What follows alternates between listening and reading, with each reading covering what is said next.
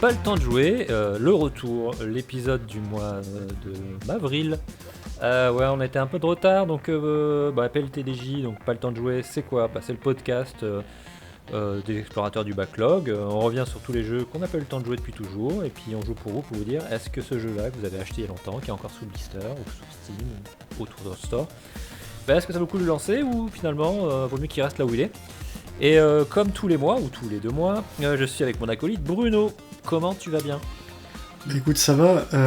Clairement, 2021, pour l'instant, c'est pas notre année. Ah non. Parce que tu regardes, c'est notre 2e épisode, alors on enregistre le 15 avril, tout va bien. Mais le mois de mars, il a pas existé, non ? Le mois de mars janvier avait pas existé, mars, je l'ai pas vu, encore. Donc ouais, non, c'est sympa. C'est sympa. Ouais, c'est pas le temps de jouer, pas le temps d'enregistrer, pas le temps de plein de trucs en fait. Pas le temps de grand chose, ouais, désolé à tous nos quelques auditeurs, hein. Franchement ça a été compliqué je pense que pour toi comme pour moi ce début d'année. Oh bah moi oui, puis j'en retiens une particulièrement pour le gouvernement qui ne facilite pas la vie avec ses on confine pas, et puis finalement on ferme les écoles ou pas, et tu sais tout au dernier moment, enfin bref. Attention, nouvelle règle. Voilà. Oui c'est ça, oui non mais c'est ça. Voilà. Du coup, t'es toujours en train de t'adapter, à essayer de faire des trucs comme tu peux, et c'est compliqué. Voilà, ouais, c'est vrai que moi, au niveau du travail, c'était très très très compliqué. Tu subis aussi, oui. Je subis assez fortement, oui. Donc, écoute, on survit, mais voilà, on a trouvé le temps d'enfin d'enregistrer, ce qui est très bien. On a des idées pour les prochains épisodes, des épisodes qui seront plus faciles à enregistrer, je pense. Oui. Donc, c'est pas une bonne chose. C'est le but. C'est le but. Ce mois-ci, ce sera un épisode un peu traditionnel. Hein. Voilà, on va parler de chacun d'un jeu. Pour mon un jeu presque d'actualité, tu te rends compte ? Presque d'actualité, ouais. Alors effectivement, tu vas parler de quoi, Bruno ? En fait, j'ai une proportion à rater, tu sais, tous les phénomènes, des jeux phénomènes. En général, ils me passent toujours 14 km au-dessus. Si tu réalises, Minecraft, j'y ai jamais joué. League of Legends, j'y ai jamais joué. PUBG, j'y joue depuis 1 mois. Ouais. On en parlera. Enfin, tu vois, tous ces jeux-là, quoi. Et du coup, là, j'ai vu un phénomène. Je me suis dit, je vais essayer de comprendre. Donc, j'ai pris Valheim. Et donc, je vais en parler. Ok. Bah écoute, très bien. Moi, je vais revenir sur un jeu parfaitement, pas du tout compatible, pas le temps de jouer, mais très compatible confinement. Puisque j'ai relancé Cities Skyline, parce que j'ai envie de faire du city builder, et j'avais un moment, je me dis, tiens, je sais pas quoi jouer, et ça arrive. Tu regardes ton backlog, et puis j'ai dit, tiens, je vais relancer ça, et puis je suis retombé pendant quelques jours, je suis retombé dans ce jeu-là qui est quand même juste incroyable, et je pense qu'il fallait en parler parce que c'est quand même pour moi le meilleur city builder de tout court. Et c'est parfait pour tous les fans qui sont en manque de SimCity et city builder, mais j'en parlerai. Et après on aura une rubrique habituelle avec les rubriques à part ça, l'osefomètre, puis voilà, comme d'hab. C'est ça. Bah écoute, on commence ? On est parti. Allez, c'est parti.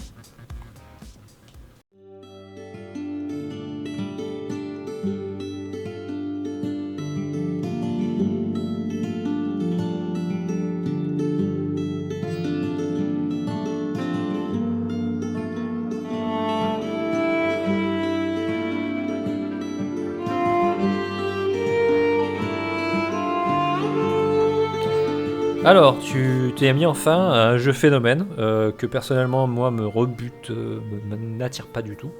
C'est Valheim. Ouais, alors Valheim, ça a été un peu la surprise de mi-février, quand il est arrivé en Early Access.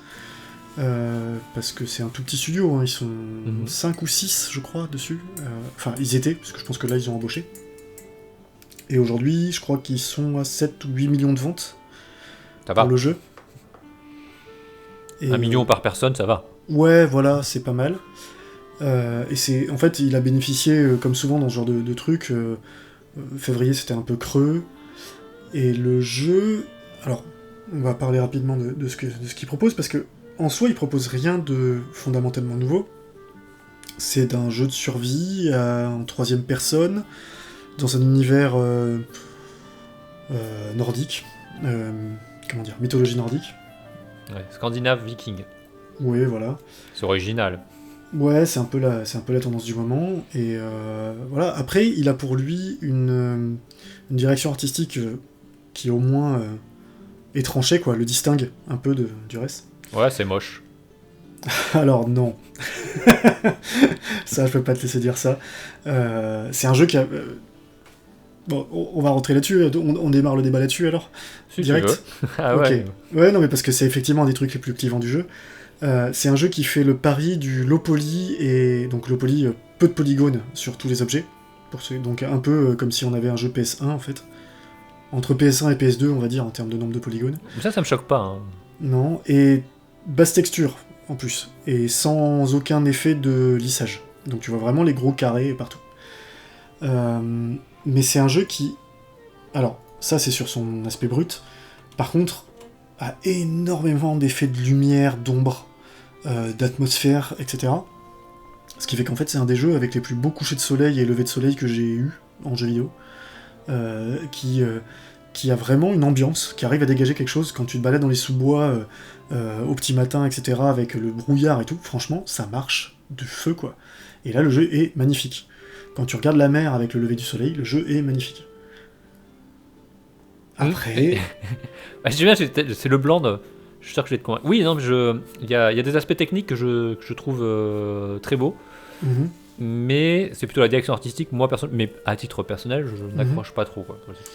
Ouais, je peux comprendre. Alors moi, il y a un petit truc, un petit rendu dans la DA qui me... Moi, il y a un truc... Alors moi, ce qui me dérange le plus, en fait, c'est même pas ce côté polygone, comme je disais, ou texture dégueulasse. C'est que du coup, ça fait une espèce de dissonance. Les décors de loin sont très beaux. Tout est très beau, et ton personnage est tout moche. Oui, c'est ça. Voilà. Et vraiment tout moche. Et en plus, il y a un autre effet, c'est qu'autant je trouve qu'il y a plein d'animations sur les ennemis qui sont pas mal, les animations de ton personnage, elles sont ratées, quoi. Elles sont vraiment basiques. C'est vraiment les animations qu'on voit depuis 10 ans. Et c'est cet effet de dissonance-là qui est, à mon sens, un peu gênant. C'est comme quand tu construis ta base, parce qu'il a un système de construction qui est très évolué. Plus que dans beaucoup de jeux de survie, d'ailleurs. Où tu peux vraiment faire tes poutres, chaque poutre doit être supportée par une autre, etc. Donc ça marche bien. Le problème que tu as, c'est que, pareil, quand tu te rapproches, c'est moche. Tu vois, de loin, ta maison, elle peut vraiment dégager un truc de fou avec la fumée qui s'échappe de la cheminée, etc. Et ça rend bien dans l'ambiance, dans l'atmosphère. Et puis voilà, de près, c'est moche. C'est con. Et après, le jeu a un côté survie hyper simple, hyper classique, comme on a vu 500 fois. Hein. Tu dois couper des arbres, tu dois crafter ta hache, tu dois... tout ça. Mais qui est bien fait. Et qui est cohérent. C'est-à-dire que moi, j'ai retrouvé des éléments de... Alors, je vais utiliser Breath of the Wild parce que c'est une comparaison qui est rapide, mais tu sais, de cohérence entre tu abats un arbre, s'il tombe sur un autre arbre, l'autre arbre prend des dégâts et sera plus facile à abattre derrière. Ou voire carrément va être abattu immédiatement. Si ton tronc il tombe de trop haut, il va se casser directement en bûche. Tu vois, c'est des petites choses. Mais entre le moteur physique, le fait de ne pas avoir des graphismes hyper développés, ils ont beaucoup bossé sur le moteur physique. Ce qui fait que t'as pas vraiment de propagation du feu, mais presque. Tu vois, t'as des trucs comme ça, tu retrouves un peu des synergies d'éléments qui sont sympas. Et ça marche bien. Moi, ça m'a vraiment donné ce côté un peu exploration. Je te dis, le même côté que Breath of the Wild, que j'ai trouvé dans les décors, dans l'ambiance, etc. Ça, c'était plutôt bien. Et surtout, encore une fois, sur ces ambiances, il y a vraiment des trucs qui marchent vraiment bien, parce que le système de combat reprend des éléments, on va encore dire un gros mot, de Dark Souls, avec un système d'endurance qui fait que tu peux pas faire n'importe quoi, que tu es obligé de parer, tu meurs vite. Les combats sont assez exigeants. Et du coup, quand tu explores une crypte ou un truc, parce que le monde est généré aléatoirement à chaque partie, donc voilà, quand tu peux refaire une nouvelle partie, tu vas redécouvrir des trucs. Et quand tu explores comme ça des zones comme une crypte où tu sais pas ce que tu vas voir derrière, tu es obligé de te fier au bruit, et ça marche. Là, le jeu a vraiment une ambiance qui marche vraiment bien. tout ça, c'est des points vraiment positifs. Et je comprends du coup l'impact, enfin, qu'il soit vendu aussi bien, quoi. Parce que ça, pour un early access d'un jeu de 5 personnes, où au final il n'y a pas trop de bugs, t'as un système de construction de base qui est hyper évolué, qui est un des meilleurs que j'ai vu. Tu peux même terraformer le terrain, c'est-à-dire tu peux aplanir le terrain, etc. Ça, vraiment, ça marche. Et en plus, t'as une partie combat et exploration qui est propre. Bah, tu te dis, c'est cool, quoi. Enfin, je veux dire, je comprends qu'il cartonne. Parce que c'est un bon titre. Après, tu as un point je pense, qui fait qu'il a beaucoup cartonné, c'est qu'il est coopératif. Et En que plus. du coup, c'est super pour le stream et que c'est vendeur, tu vois. Complètement. Et puis, on va pas se leurrer, hein, la survie, ça marche, quoi. Pour plein de gens, ça marche. Il y a un côté Lego, etc. Moi, c'est le côté qui m'a fait décrocher. Clairement. C'est que autant j'aime beaucoup l'exploration, comme je disais, l'ambiance me parle, la forêt, tous les biomes me parlent, je les trouve bien, je je suis bien dedans. Autant la boucle de gameplay je veux faire une tour, mais il me manque c'est répétitif, 50 c'est de laborieux. bois, et voilà, et il te faut 2 heures pour aller taper du bois, et c'est ce qui m'avait gonflé dans Subnautica, c'est ce qui me gonfle dans tous ces jeux, en fait. Est-ce que tu as l'aspect que tu peux avoir dans Don't Starve, où tu te dis, je me prépare dans 3 jours, je vais partir en expédition pour chercher telle ressource, ce genre de choses, tu vois? Alors, oui, il y a ce côté-là. Le problème, c'est que le jeu, dans Don't Starve, tu passes ton temps à fuir les combats, en fait. Oui, non, mais c'est ça, tu vois, quand tu pars en expédition, enfin, mon expérience que j'ai des jeux de survie, pour moi, un des trucs que j'aime beaucoup, et que je retrouve dans Don't Starve, c'est de me dire, je vais partir en expédition, soit pour explorer, pour trouver des ressources, je me fixe un objectif, et je prépare mon expédition, avec une logique de, potentiellement, je peux tout perdre sur ce coup-là. Et ça, c'est en termes de stress et d'excitation, de gameplay. Enfin, je trouve ça plutôt intéressant. Oui, ça l'est. Le problème, c'est que comme dans Subnautica, ils ont fait le choix d'une mort qui est peu punitive. Quand tu meurs dans ce jeu-là, tu réapparais dans ta base, en fait. Donc c'est juste chiant parce que tu dois aller juste chercher ton loot et ton sac à perpète. Oui, donc t'as pas d'enjeu finalement de mort, en fait. Non, c'est très chiant en début de partie. Parce que souvent, t'as pas les objets que t'avais, tu les as pas en double, etc. Donc tu y vas à poil, et pour peu que ce soit dans une crypte au fin fond d'un truc, c'est chiant. En fin de partie, c'est juste chiant, tu vois. Parce que t'ouvres un coffre, tu reprends une nouvelle armure, une nouvelle épée, et t'y repars, quoi. Donc non, c'est... Pour moi, là, il y a un petit raté, c'est que justement, il manque ce côté... Dans les jeux de survie, moi, il n'y a pas de miracle. Pourquoi Don't Starve, j'y ai joué autant? C'est justement, il avait ce côté de tension, parce que tu peux effectivement tout perdre sur une connerie. Alors oui, c'est horrible, mais en même temps, ça te poussait à être très prudent, et ça te poussait à vraiment comprendre les mécaniques. Dans celui-là, déjà, tu vas être obligé de beaucoup plus combattre, alors que moi, j'ai fait des parties complètes de Don't Starve où vraiment, je fuyais à peu près tout. Oui, bien sûr. Ouais. Voilà. Là, non, t'es obligé d'aller au combat, hein, la plupart du temps. De toute façon, tu te fais agresser par des monstres. Il y a des boss, il y a des monstres, il y a des boss balèzes. Donc, oui, non, il y a tout ça. C'est. Ouais. Et une question. En fait, quand même. il m'a donné envie de rejouer à Breath of the Wild. Alors, je l'ai pas fait parce que je l'avais fait il y a pas longtemps. Mais du coup, j'ai relancé un autre Zelda, tu vois, à la place. Parce que le côté exploration me plaît beaucoup. Comme je te dis, tout ça, mais c'est vraiment la boucle survie qui me fait chier, quoi. Pourtant, il y a des bonnes idées, hein. J'ai une question, moi, par rapport au craft. Ouais. Est-ce que, est-ce qu'il est bien fait? Est-ce que c'est facile de crafter?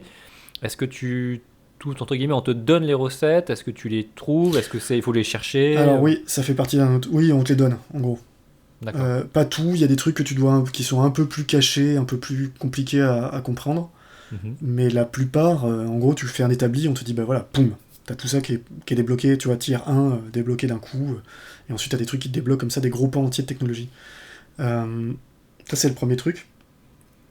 Le craft en lui-même est pas mal fait, mais il a les mêmes défauts que dans beaucoup de ce genre de jeux, hein. Faut pas se leurrer, c'est que tu vas dans un menu, et puis tu cliques plusieurs fois, quand tu veux faire plusieurs fois le même truc, voilà, tu cliques et t'as l'impression de bosser à la chaîne. Il y a... Qu'est-ce qu'on pourrait dire? Il n'y a pas ce côté... encore une fois, on va refaire un parallèle à Don't Starve. Moi, Don't Starve, ce que j'adore, c'est le côté expérimenté. Le jeu était centré sur la fin, leur grande idée c'était ça. Donc la cuisine avait une importance énorme, les recettes de cuisine et tout. Là, ils ont trouvé une approche qui est intéressante. c'est que tu peux pas te gaver du même aliment en fait. T'es obligé de mélanger tes aliments pour... sinon, ton personnage dit non, c'est bon, j'ai déjà mangé suffisamment de fruits, j'en veux plus, tu vois. Ouais, c'est original. Et ça, c'est pas con. Leur système de santé est pas con non plus, c'est-à-dire que quand t'as faim, tu vas régénérer plus vite ta santé. Quand t'as pas faim, tu vas régénérer plus vite ta santé. Quand t'es reposé, pareil, ton endurance se régénère plus vite. Tu vois, il y a plein de petites trouvailles, petits trucs à droite à gauche qui font que je comprends, encore une fois, pourquoi le jeu a cartonné et pourquoi il plaît. Parce que, effectivement, par rapport aux milliards de clones de survie qu'on a eu ces dernières années, il a une DA singulière, l'univers est un peu à la mode en ce moment, et voilà, et les mecs ont tout compris, quoi, clairement, il y a un feeling dans le jeu, il y a quelque chose qui marche. C'est juste que les jeux de survie, j'en ai un peu marre, quoi, dans mon cas.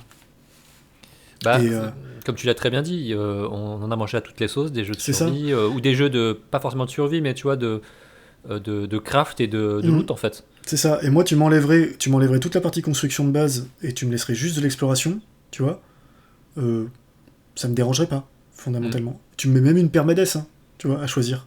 Ah moi, typiquement, tu vois, tu me donnes un jeu où tu as de l'exploration, de survie, et c'est mort, tu meurs, et tu recommences depuis zéro. Ça me va. C'est pour ça que j'aime bien Don't Starve, d'ailleurs. Il me l'aurait fait en roguelite, avec ces graphismes-là et cette ambiance-là, je signais direct. Mais là, ouais, moi il y a cette boucle. Est-ce qu'il y a, tu as un effet boule de neige qui fait qu'au bout d'un moment, t'as industrialisé le truc et il n'y a plus de challenge? Alors, un peu, mais pas trop. Mais un peu quand même, quoi. Il y a des trucs, une fois que t'as compris les recettes, et tu t'en sors mieux. Puis surtout, la construction de base te demande du temps au départ, tu vois. T'as un gros investissement, mais ça, une fois que c'est fait. Alors, il y a des trucs intéressants quand même. La pluie, par exemple, abîme ta base, si elle est en bois, tu vois. Donc t'es obligé de venir la réparer. Il y a plein de petites idées comme ça qui sont sympas. Après, le problème, encore une fois, il y a aussi un autre truc qui a fait que j'ai arrêté de jouer, c'est que c'est un jeu en early access, donc ça change. Donc maintenant que j'ai vu que la base était là, était solide, je vais attendre un peu. Oui, c'est bien. Voilà, pour pas... Donc c'est un peu le conseil que je donnerais, c'est que de toute façon, ils sont pas dans le besoin, les développeurs. Donc c'est pas les soutenir là en achetant le jeu. Bon, vous pouvez l'acheter, hein, il sera moins cher que la version finale. Donc pour vous c'est économique. Mais voilà, il passait des centaines d'heures, je suis pas sûr que ce soit le bon calcul. C'est un jeu qui est très propre en termes de finition, mais bon, le moindre changement dans un jeu comme ça, tu le ressens tout de suite dans le gameplay et ça fait bizarre, quoi. Et ils sont encore en phase d'équilibrage et ils ont encore quelques trucs un peu chiants. Comme par exemple quand tu essaies de charger ta partie et qu'on te dit que c'est pas compatible avec la nouvelle mise à jour. Ah, donc tu es obligé de repartir depuis zéro. Voilà, alors ça arrive pas tout le temps, hein, mais... après, c'est une early access, hein. Mais voilà, c'est ça, ça fait partie des risques de l'early access, quoi. C'est tout. Et niveau musique, c'est sympa, l'ambiance est sympa, encore... Bon, voilà, après tu vois les limitations de budget de la petite équipe sur plein de trucs, hein. Faut pas s'attendre à des cinématiques qui envoient du... Voilà, faut pas s'attendre à du doublage. Peut-être que ça arrivera, vu le nombre de ventes, on sait pas en fait. C'est presque ça qui m'inquiéterait, c'est que le succès du jeu peut tout à fait noyer le studio en fait. Tu travailles pas du tout à 5-6 personnes comme tu vas travailler avec une équipe de 40. Alors j'espère qu'ils vont pas prendre cette optique-là, de grossir d'un coup. Ou alors il faut vraiment qu'ils sachent où ils vont... Enfin, qu'ils aient vraiment leur vision et qu'ils s'y maintiennent parce que ça peut vraiment péter le jeu, quoi. C'est compliqué d'avoir... Je sais pas comment gérer un succès comme ça quand t'es une petite équipe. S'ils écoutent tout le monde, ils vont se retrouver avec un jeu qui va perdre complètement sa spécificité, quoi. Je sais pas. Moi je cracherais pas sur quelques améliorations de polygones pour le personnage et des animations un peu plus chiadées, tu vois, par exemple. Je cracherais pas sur plein de... un inventaire et un menu un peu relooké, parce que là t'es vraiment dans un truc, t'as l'impression, tu sais, les asset store, l'asset store de l'Unity, quand... voilà. Bref. C'est des petites choses. Mais... ouais.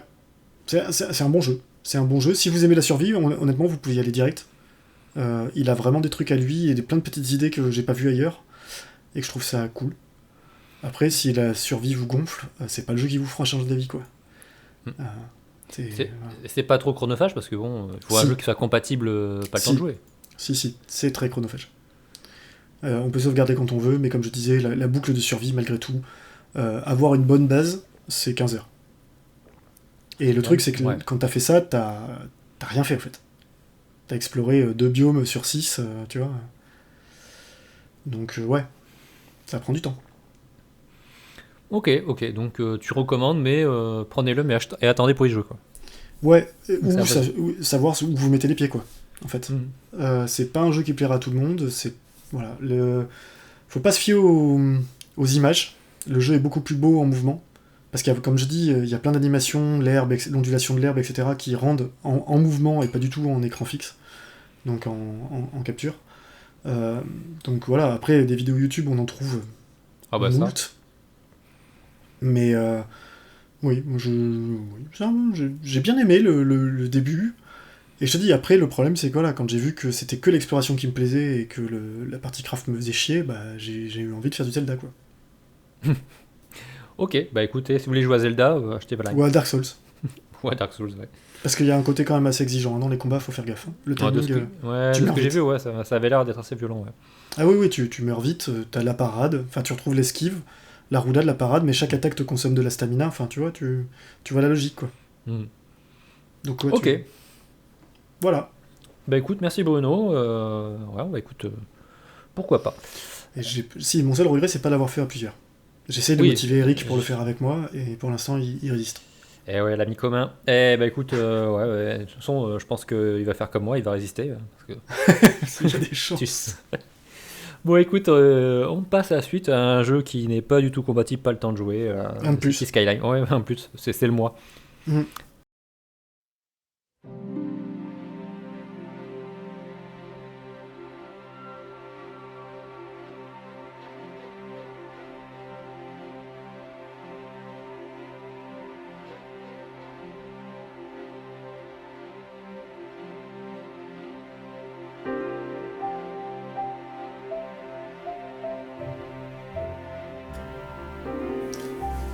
Et alors toi, Thomas, tu vas nous parler de construction de ville, de petites voitures qui font tut-tut, c'est ça? Ouais, c'est ça. Bah écoute, j'étais pris là un week-end où il faisait pas beau, je sais pas trop quoi faire, j'étais fatigué, et, j'étais devant mon Steam et puis j'ai dit mais qu'est-ce que je vais jouer? Alors, Et il y a quand même un truc avec les journées pluvieuses comme ça, où je sais pas comment on arrive à se retrouver à faire des jeux de gestion, mais ça m'est arrivé il y a pas longtemps avec un anneau, enfin... Bref, mais je tu vois. pense que tu vois, c'est intimement lié, il y a un truc qui, voilà, je sais pas. Il Bah, faudrait étudier, mais c'est entre le idle game et le vrai jeu, tu vois, des jeux de ouais, c'est ça. gestion. C'est le Donc, truc, tu te mets devant, tu peux vraiment te focus à fond dedans, hmm. ou tu peux être en mode chill, tu essaies des trucs tranquilles et voilà, ça passe le temps et c'est bien. Et donc, du coup, bah, j'ai trouvé mon petit jeu effectivement chill avec City Skyline de chez Paradox, qui est pas un jeu récent et qui est sorti maintenant il y a quelques années, et qui, bah voilà, c'est un city builder. Donc, qu'est-ce qu'un city builder pour ceux qui dorment dans le fond de la classe comme d'hab? Bah, ce sont des jeux à la SimCity où on va construire des villes, des civilisations. Donc là, il y en a pléthore. Tu citais Anno, voilà. Oui, oui, oui, Anno est un... Oui, bah oui, c'est un city builder, enfin c'est un jeu de gestion, quoi. C'est un jeu de gestion où voilà, mais il y en a plein. D'ailleurs, c'est quoi ton Hein. préféré en Anno? Ah, moi, en fait, c'est le seul que j'ai vraiment rincé, quoi, c'est le 1701. J'en parlerai un jour. Ouais, mais on pourra faire effectivement une petite rubrique un jour sur Anno parce qu'il y en a pléthore. Hmm. Et ouais, c'est très très bien. Et donc du coup, voilà, on va créer des civilisations, créer des villes, des routes, l'industrie, des ports, du commerce, etc. C'est assez large, hein, les city builder. Enfin voilà, ça va y avoir du choses comme Anno. Ça peut, j'allais dire civilisation, mais c'est pas vraiment du city builder. Non, Mais civilisation, c'est plus de la stratégie. il y a Mais des stratégies, mais il mais y a tu- une petite part. Ouais, il y a une partie. Ouais. Mais donc l'historique, c'est SimCity, Hmm. qui était sorti il y a oula, Bah, sur plus de DOS. 30 ans, au SimCity, moins, ouais, facile, ouais.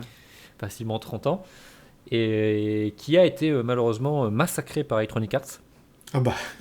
ça- Oui, enfin, en même temps, Electronic Arts, c'est leur rôle dans l'industrie, non? Ah, il rachète des studios, il rachète une licence et il a Et la massacre. massacre. Voilà, donc merci. Du coup, je sais plus c'était quoi, le 4 qui a tout ruiné ou Ah non, non, le 5, 4 était très bon. Le 4 était vraiment, c'est le 5. Hein, C'est le... C'est même... Enfin, il avait pas le titre 5, il avait juste appelé SimCity, je crois, ou un Oui, truc comme ça. les zones étaient toutes petites. Ouais, ça, Mais c'était parce que sans je sais intérêt. plus, il était entièrement... Tu devais jouer connecté. Enfin, c'était horrible. Moi, je me souviens surtout que les zones étaient toutes petites et que tu n'avais aucune difficulté. Enfin, tu roulais sur l'argent tout le temps. Enfin, bref. C'était... Bon, bref, c'est une catastrophe. Et Paradox, qui sont pas non plus les derniers pour faire les jeux de gestion, avait sorti déjà précédemment Cities in Motion, qui était plutôt axé sur les transports en commun, les transports de manière générale. Et puis qui, finalement, ils ont pris les choses en main en disant il n'y a pas de bon SteamCity, on va le faire. Et ils ont sorti City Skyline. Ouais, il y en avait un autre concurrent, c'était City XL ou quelque chose comme ça. Oui, il y a eu d'autres jeux. Qui était une proposition pas trop mal, mais pas fabuleuse. Le souci qu'il y a eu jusqu'à pendant longtemps, c'est qu'il y avait des propositions alternatives, soit par rapport à SimCity, j'entends, comme les anneaux, mais qui sont pas tout à fait pareils. Il y a un côté historique, etc., qui fait que c'est pas tout à fait la même chose. Et dans les city builders purs, en fait, ils n'arrivaient pas à s'approcher justement de SimCity 4 ou SimCity 2000, je crois. Oui. Qui était 2000, putain. Voilà. SimCity 2000, donc qui est sorti avant l'an 2000, on est en 2021, ça donne une idée du truc. Voilà, qui était considéré comme un maître étalon difficilement détrônable. Donc, pour résumer, un city builder à la SimCity, ça se base en vous créez des routes, des infrastructures, eau, électricité, donc les routes, police, pompiers, système de santé et bien sûr des zones résidentielles, d'industrie et de commerce. Voilà, ça c'est la base. Et la force de City Skyline, il reprend donc ses bases tout simplement, mais alors derrière c'est la folie de ce qu'on peut faire dans ce jeu-là. La grande force déjà, c'est les transports. Donc, comme je disais avant, il y a eu donc un jeu présent qui s'appelait Cities in Motion, justement, qui était un jeu de gestion de transport. Et dans City Skyline, là, les transports en commun et de manière générale, c'est juste, on peut faire ce qu'on veut. Donc en termes de routes, il y a tout type de routes. Il y a des routes à sens unique, double sens, 2x2 voies, 2x3 voies, des autoroutes, des boulevards. Ensuite, on peut avoir des routes avec du tramway, des pistes cyclables, des zones piétonnes. Ah oui, tu gères ce niveau-là de... Ah oui, tu gères ce niveau-là de détail. Tu peux créer des parcs avec des passages piétons, tu peux faire des ponts, des tunnels, tu peux faire des intersections, mais très complexes, etc. Et ça, c'est que le jeu de base. Je reviendrai après. Comment tu peux en plus encore améliorer les choses. Donc, au niveau déjà, ne serait-ce que, entre guillemets, des infrastructures de route, déjà, tu as de quoi t'amuser. Ensuite, tu vas voir, au-delà de la voiture, tu vas voir donc, le train, le tramway, les bus, tu vas avoir aussi les bateaux, genre des ferries, etc. Tu vas avoir les avions, tu vas avoir des monorails, tu as aussi par exemple des télécabines, le métro, etc. quoi. Donc en termes, tu peux vraiment en fait réfléchir, tu vois, d'intermodalité. Et tu as les pistes cyclables, j'ai oublié d'en parler, tu as aussi le vélo. Donc en fait, quand tu commences à construire ta ville, tes premières parties, en fait, tu gères ta ville, tu fais tes petites routes, etc. Et tu réfléchis pas trop, en fait, au futur. Et tu commences à avoir des problèmes. C'est là que le jeu est génial, en fait. Et comme tu l'avais dans SimCity, c'est que tu vas te rendre compte que tes routes, tu as des bouchons, que tu as de la pollution parce que là, tu as mis des industries qui sont trop près, ou que les voitures, justement, comme ils créent des bouchons, ça crée de la pollution atmosphérique. Et donc tu commences à réfléchir en disant comment je peux améliorer les choses, donc à rajouter des transports en commun, mais tu vois en fait tes habitants ils vont pas forcément les utiliser parce que dans City Skyline ce qu'ils ont fait, ils sont à un niveau de granularité qui fait que en fait tu peux voir les habitants ce qu'ils font et les habitants ont leur propre vie, c'est-à-dire qu'ils ont un endroit où ils habitent et dans la journée ils se déplacent pour aller au collège, à l'université, ou aller sur le travail, ou aller faire du shopping, etc. Et donc ils vont prendre des transports qui sont en fait, tu vois, les plus pratiques. Mais comme pratiquement tu le ferais dans la vraie vie. Si par exemple tu veux aller au supermarché faire tes courses, mais que tu as un bus qui existe, mais que le bus il va faire un grand tour pour aller jusqu'au supermarché, toi naturellement tu vas dire non, je vais prendre ma voiture pour le faire. Dans City Skyline c'est un peu la même chose. Ouais, il fait des calculs comment dire, d'efficience des trajets et il choisit c'est à peu près ça. C'est-à-dire qu'en gros, les habitants vont choisir les trajets pour eux qui sont les plus rapides. Et des fois, ta logique à toi que tu vas avoir ne sont pas forcément ce qu'eux vont avoir, tu vois. Donc tu peux placer par exemple une station de train en te disant le train va aller directement, ça va être super rapide, mais si le train il arrive toutes les 3 heures, forcément ça va pas vraiment les intéresser. Parce qu'en plus, dans la précision des transports, tu peux gérer le budget et donc le nombre, par exemple, de tramways que tu vas avoir sur ta ligne. La fréquence. La fréquence. Tu peux gérer des lignes, donc du coup, tu peux créer tu vois, comme dans la vraie vie, des lignes de bus, des lignes de tram, etc., de train, qui vont être dans un endroit bien précis. Donc ça, c'est juste... Enfin, tu peux passer un temps incalculable à t'amuser, à faire en fait des systèmes en fait de transport, tu vois, les plus poussés. Moi, un truc qui m'éclate à faire, c'est essayer de créer des points de liaison en disant, bah là, il va y avoir le métro, le train au même endroit, donc c'est des espèces de gros hubs centraux où il va y avoir beaucoup de passagers qui vont se croiser, tu vois, parce que ça m'éclate. Et tu peux faire ça. Donc c'est parce que justement, tu peux aller voir ce que font les habitants vraiment dans les rues, quoi. Donc ma question, c'est que c'est quand même plutôt un jeu qui est basé sur le transport, en fait. C'est un city builder quand même axé là-dessus, non? C'est-à-dire qu'en fait, il y a, ça c'est une grosse part, mais comme dans une ville réelle, mais tu as aussi une autre partie qui est sur l'attractivité. C'est-à-dire que quand tu crées tes villes, il faut que tu les rendes attractives, parce que le but quand même, c'est que les habitants viennent. Oui, Donc, non, c'est d'accord. Ouais, mais oui, mais là, du coup, ça c'est la base du city builder. Oui, ok, je vois ce c'est la que base tu du veux city dire. builder, mais par contre, tu vois, au-delà de créer en fait, une ville, il faut que tu la rendes attractive, ça veut dire qu'il faut que tu mettes donc, les transports en commun, etc. Mais tu dois gérer aussi le système éducatif. Donc là, créer suffisamment d'écoles. Mais c'est pareil, tu peux gérer le budget en fait de ton système éducatif pour permettre d'avoir plus de profs, donc plus d'élèves dans les établissements. Et quand tu as plus d'établissements dans un quartier, ça le rend plus attractif. Ouais. Tu vas avoir aussi tout ce qui est, tout ce qui est parc, enfin, entre guillemets. Et t'as... Pardon, oui, oui, ok, excuse-moi. Et t'as une gestion par exemple, j'en sais rien, hein, des eaux usées, Exactement. de la pollution. Oh, d'accord. Mais, voilà, en fait, tu vois, quand je dis attractivité, c'est dans l'ensemble, par exemple, dans les eaux usées. Déjà, tu as le choix du type de captation de ton eau. Tu peux utiliser des châteaux d'eau ou ça s'appelle des stations de pompage. Et après, pour les eaux usées, tu peux décider en fait, de les rejeter à l'eau. Ou alors de mettre en place des stations d'épuration pour effectivement améliorer la qualité de l'eau. D'accord. Et tu peux faire des erreurs en fait tout bêtes au début. Moi, ça m'est déjà arrivé dans les premières parties. Je pompais l'eau, tu vois, dans le fleuve. Et à un moment, je me suis rendu compte qu'en fait, ma ville, tous les gens étaient malades. Parce qu'il y a un système de santé en fait global. Et je me dis, mais qu'est-ce qui se passe? Et donc, avec taux de mortalité énorme, les ambulances partout, les cimetières qui étaient remplis, je comprenais pas. Alors, il n'y a rien de mieux dans les city builders que quand ça vire à la catastrophe. Parce que voilà. Vas-y, continue. C'est tout le génie de ce type de jeu. Et je comprenais pas. Et en fait, je me suis rendu compte à un moment qu'en fait, l'eau usée que je rejetais, je la repuisais après plus loin. Parce qu'en fait, j'avais des châteaux d'eau et qu'en fait, ça polluait les nappes phréatiques autour. Voilà. Oui. Et donc, du coup, en fait, tous les habitants buvaient de l'eau polluée en permanence. Non, mais c'est cool qu'ils gèrent ça, ouais. Ils gèrent ce genre de détails et c'est pareil si en fait, tu as de la pollution atmosphérique, les gens vont être malades et du coup les habitants se plaignent d'ailleurs parce que tu as une sorte de petit Twitter où les gens tu peux voir ce qui râlent d'ailleurs ils sont jamais contents. Ouais, ça c'est assez réaliste. Hein. Voilà, c'est très réaliste. Demande à un Parisien. Voilà, tu mets en place, je sais pas, au lieu de faire de l'industrie, tu décides de faire de l'agriculture et tu as des gens qui vont se plaindre en disant c'est quoi cette ville d'arriérés, on n'est pas là pour tirer des charrues quoi. On n'est pas des Amish. Voilà, on n'est pas des Amish. Hein. Comme aurait dit certaines personnes, voilà.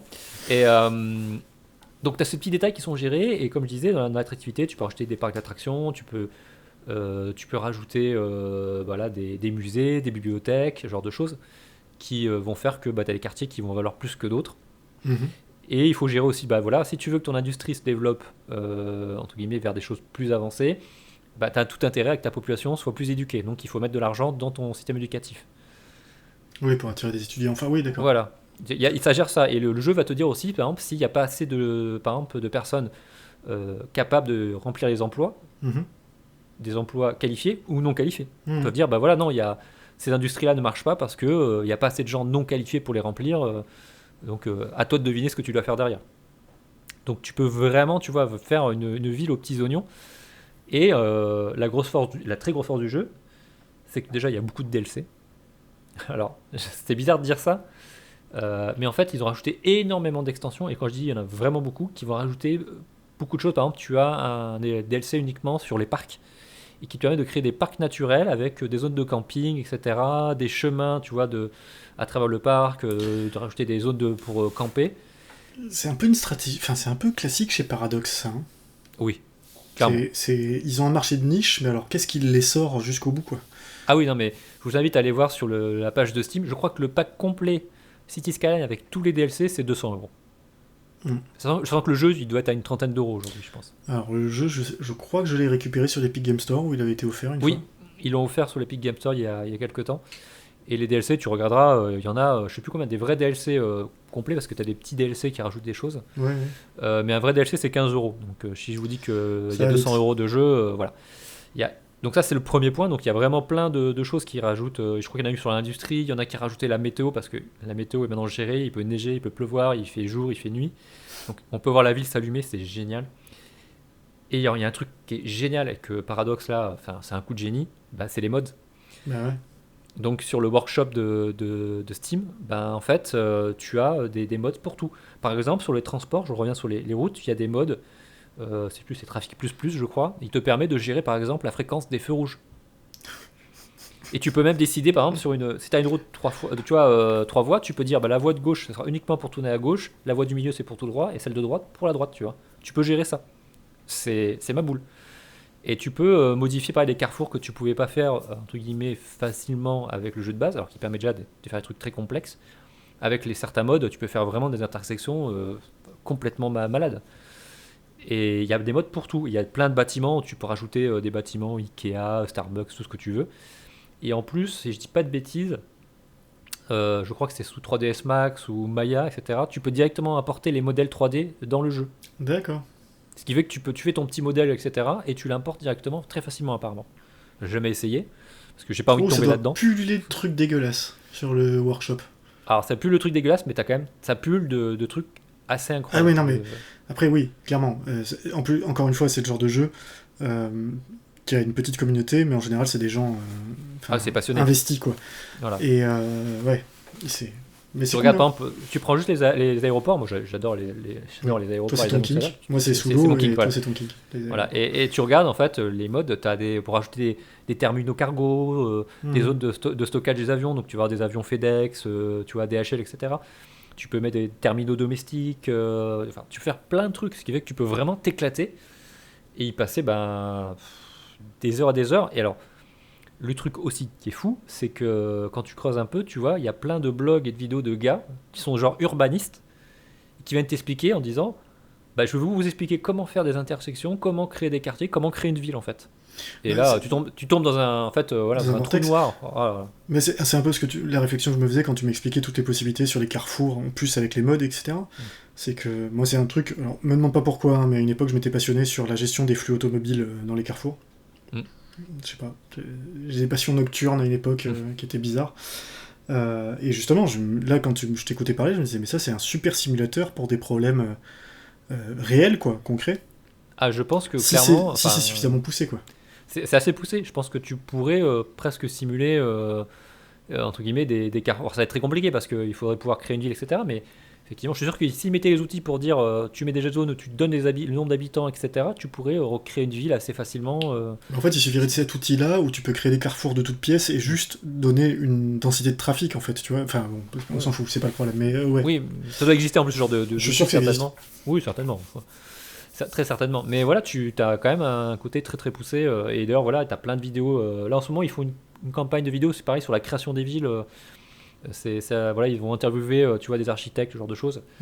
C'est très intéressant. Et voilà, moi je suis tombé sur des blogs effectivement d'un urbaniste qui disait voilà, j'ai créé telle ville et comment moi je gère dans mon travail du quotidien les intersections, les routes et comment on les construit, tu vois. Et il expliquait en détail, voilà, il faut qu'il y ait une intersection, un axe principal rapide qui va donner sur ensuite des boulevards un peu plus grands qui donnent ensuite sur des petites avenues, etc. Et il explique en fait la logique en gros de granularité descendante des routes, quoi. Et ça, tu peux le faire dans le jeu, quoi.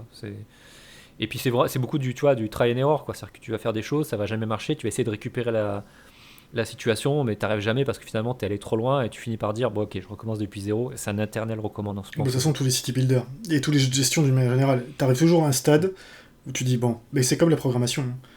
Où tu dis allez, je reprends depuis zéro. Voilà, c'est trop sale, je vais reprendre un truc sur des bonnes bases parce que j'ai du coup acquis de l'expérience. Ça y est, j'ai compris les erreurs que je ne referai pas. Bon, t'en feras des nouvelles, mais c'est ça. Et tu passes ton temps à recommencer de nouveau. Après, sur les points négatifs, il n'y en a pas beaucoup, je trouve, pour ce jeu-là. Alors, ça bouffe un peu en termes de ressources parce que plus ta ville grossit, je crois que moi, la plus grosse ville que j'ai dû faire, j'ai dû approcher les 150 000, 180 000 habitants. tu sens que ça commence à bouffer en termes de CPU, GPU. Alors, tu vas pouvoir le refaire maintenant sur ton... Avec ma nouvelle conf, je pense qu'il y a beaucoup moins de problèmes, mais sur mon ancien PC avec mon Core i7 3770K, c'était parfois, ça commençait un peu à être un peu violent.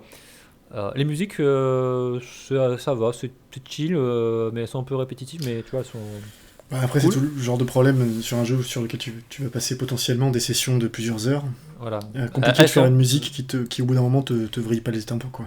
Elle te vit pas, c'est vraiment chill, mais par contre, effectivement, elle revient un peu trop souvent, mais donc j'ai vite fait de mettre autre chose en fond. Ouais, j'imagine. Voilà, mais il n'y a pas vraiment grand chose, comme je disais, à part les DLC, parce que voilà, si tu les chopes pas en promo, ça fait cher. Ouais, ça fait vraiment cher. Après, t'es pas obligé de tout avoir, mais... T'es pas obligé de tout acheter, tu prends les plus gros, les DLC, je dirais, majeurs, et tu oublies tous les petits trucs à côté, et puis t'as tellement de modes à côté qui te permettent de rajouter des choses, t'as quand même le choix. Après, il y a eu un spin-off, c'est pas vraiment un spin-off, il y a eu Surviving Mars. Je vais pas trop en parler parce que j'y ai pas beaucoup joué. En gros, c'est la même chose, on va coloniser Mars. Et ce qui était intéressant à l'époque, quand le jeu était sorti, dans City Skyline, donc il y a des radios, et en fait ils avaient fait la radio de Surviving Mars où ils disaient c'est incroyable, on a colonisé Mars, et ils passaient les musiques du jeu de Surviving Mars dans City Skyline, et avec des commentaires en disant voilà, il se passe ça sur Mars et tout. C'était assez marrant ce qu'ils avaient fait. Alors moi, pour être honnête, Surviving Mars, je l'ai aussi, je l'ai lancé, le tuto j'ai pris une telle... j'ai dû le faire un soir où j'étais fatigué en disant tiens, je vais voir ce que c'est. Le tuto m'a refroidi, mais alors sévère. C'est sympa, mais c'est carrément moins addictif et moins sympa que City Skyline. Clairement. Ouais. Moi, en tout cas, je te dis, T'as pas accroché, ouais. Non. C'est moins bien. Moi, je trouve ça clairement moins bien que City Skyline. Alors, par contre, c'est pas du tout compatible, pas le temps de jouer, parce que c'est le jeu du... Allez, encore un quartier. Allez. Mais les jeux de gestion, je crois que c'est l'engeance du démon, quoi. Ça et les... Et les MMO. Les MMO, enfin les jeux vidéo, en fait, parce que j'allais te dire les Diablo-like et tout, mais ouais. Mais voilà, moi c'est un jeu que je conseille, parce que malgré tout, c'est le jeu que tu peux jouer très facilement, en fait. Tu es pas obligé de jouer pendant 3 heures ou 4 heures ou 6 heures. C'est juste que si ça devient un peu votre kink, c'est sûr que... le problème, oui, voilà, c'est pas que le jeu t'oblige à des longues sessions. C'est que toi, tu n'arrives pas à te restreindre à des courtes sessions. c'est ça le problème. C'est une question de volonté. Et c'est ça le plus dur dans ce genre de jeu. C'est un jeu qui te permet justement de jouer 20 minutes facilement, parce que tu fais tes trucs et puis tu arrêtes de jouer. Mais on peut très vite se faire happer dans le truc et se dire allez, encore un quartier, et puis encore un quartier, il est 3h du matin. C'est ça. Mais bon, je le conseille parce qu'il est souvent en promo, il est pas très cher. Et puis Paradox, c'est quand même aussi un studio où la patronne de Paradox avait dit, quand un autre studio polonais, un studio polonais très connu pour un jeu avec des godemichés partout, je vois pas de quoi tu parles. Tu vois pas de quoi je parle, qui avait tendance à faire cruncher ses équipes, et qui disait chez Paradox, nous, on ne fait pas ça. Parce que ça n'a pas d'intérêt en termes de qualité de jeu, etc. Elle avait fait une sortie sur le sujet. Ouais, alors, ils ont pas les fesses toutes propres non plus. Hein. Mais c'est ce que j'allais dire, ils n'ont pas été toutes propres, et ça m'avait fait quand même bien marrer. Mais voilà, donc c'est un jeu que je conseille, et voilà, il n'est pas très cher. Ok, ouais, non, mais ouais. Bah écoute, il faudra que je le lance. Voilà, franchement, c'est pas un jeu récent, mais je considère que ça fait partie de ces jeux-là, tu vois, qui sont presque intemporels. Aujourd'hui, il sortirait là, mais il dénoterait carrément pas, tu vois. Mais tu veux, pas, c'est la réflexion que je faisais, je t'en avais parlé d'ailleurs. J'ai lancé le Anno 1701 qui avait été offert justement pour les, je sais plus, 10 ans du jeu par Ubisoft. Alors c'est une version remaster de que dalle, hein, c'est juste que le jeu se lance en 16/9, quoi. C'est la seule chose qu'ils ont changé. Et en Full HD. Et le jeu, en 2021, il est toujours aussi beau, quoi. Tu peux y jouer, sauf que maintenant il rame pas. C'est génial. Il y a un gros plus, ouais. Et c'est des jeux, honnêtement, on a atteint dans les années 2010 un tel niveau de puissance graphique, en fait, que sur ce genre de jeu, c'est pas trop gênant, quoi. C'est de la gestion. C'est de la 3D, du moment que la 3D est à peu près fine.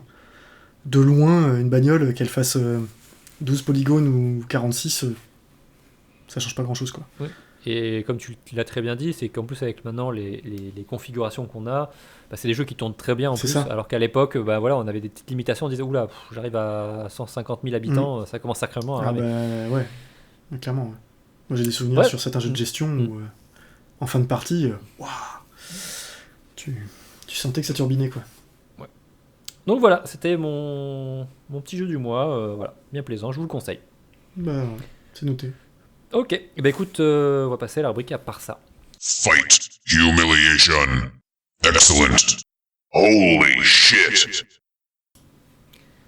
Et on attaque la rubrique à part ça, et je crois que moi personnellement, mes sujets, je vais un peu rager, c'est un peu le... Oh, moi je suis dans le what the fuck total en ce moment sur les sujets. Vas-y, attaque. Allez, attaque. Alors pour ceux qui n'ont pas suivi, je vais parler d'un petit truc qui, plus joli, tout ce que j'ai lu sur l'histoire m'a fait juste ouvrir des yeux grands comme des soucoupes en disant mais on est où là ? C'est le match juridique qui oppose Frogware à Nacon, j'en sais rien, je sais pas comment ça se prononce, qui est le nouveau nom de Big Bad Interactive, qui est un éditeur français. Alors pour résumer rapidement l'embrouille, Frogware a fait un jeu qui est The Sinking City, tout à fait, qui est un jeu Lovecraft, puisque depuis que Lovecraft est libre de droit, tout le monde fait des jeux dessus. Nacon les avait signés pour faire un jeu sur Steam, sur différentes plateformes. Ils sont embrouillés, voilà, et Frogware a dénoncé le contrat et a dit on veut récupérer le jeu, et depuis tout est bloqué. Voilà. Et puis un jour, le jeu est réapparu sur Steam. Ok. Mais c'était une version un peu bizarre. Parce que la dernière version du jeu était pas celle-là en fait. Il y avait eu une version qui était sortie avant, sur le site du développeur, qui avait plus de patch et plus de contenu que la version qui apparaît sur Steam. Donc ça a un peu interrogé.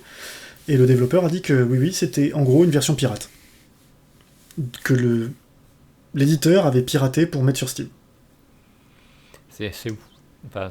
C'est hallucinant. Quand tu écoutes ce qu'a dit le développeur, ils ont expliqué qu'ils ont acheté le jeu sur la plateforme, ils l'ont en gros décompilé parce que c'est juste un langage de script.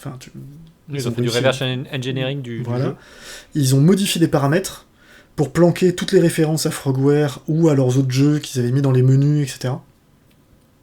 Et ils ont refait un joli package du truc et collé ça sur Steam. Alors si c'est ça, c'est complètement fou, et c'est complètement illégal, et c'est hallucinant. C'est illégal. Leur position, c'est de dire qu'ils avaient signé un contrat avec Frogware pour qu'ils fournissent une version Steam, et que donc, ils sont dans leur bon droit d'avoir fait ça. Ouais, mais sauf que ça tient pas. À partir du moment où ils ont récupéré une version... J'ai pas dit que c'était tenable comme position. C'est c'est leur position, c'est ce qu'ils ont dit, j'allais y venir. La position de Nacon, c'est justement de dire que c'est Frogware, les arnaqueurs, etc. Et, alors, moi, j'ai pas d'avis sur qui est en tort dans l'histoire. Ouais, moi non plus.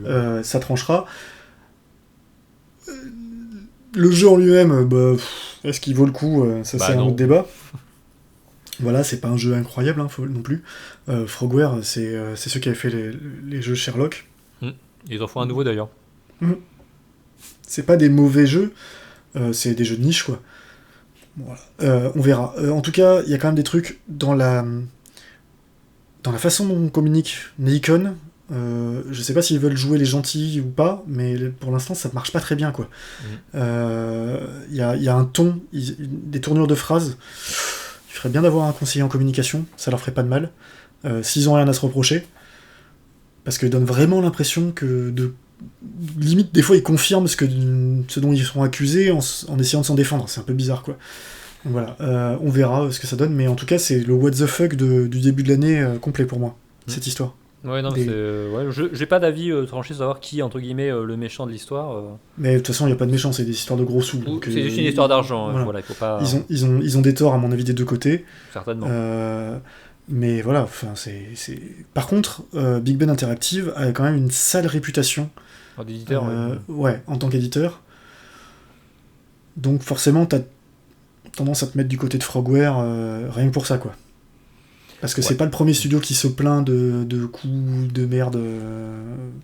Donc bon. La vérité est quelque part. Je tiens à dire une chose, hein. Ça s'appelle Frogware, mais c'est pas un studio français. Non, étonnamment. Ils sont ukrainiens, je crois. Ouais, je crois. Ukrainiens, ouais. Écoute, écoute, moi j'ai parlé aussi gros sous. C'est pas une news forcément hyper récente, encore que là quelques semaines. Moi j'ai envie de dire, sacré Bobby. Bah oui.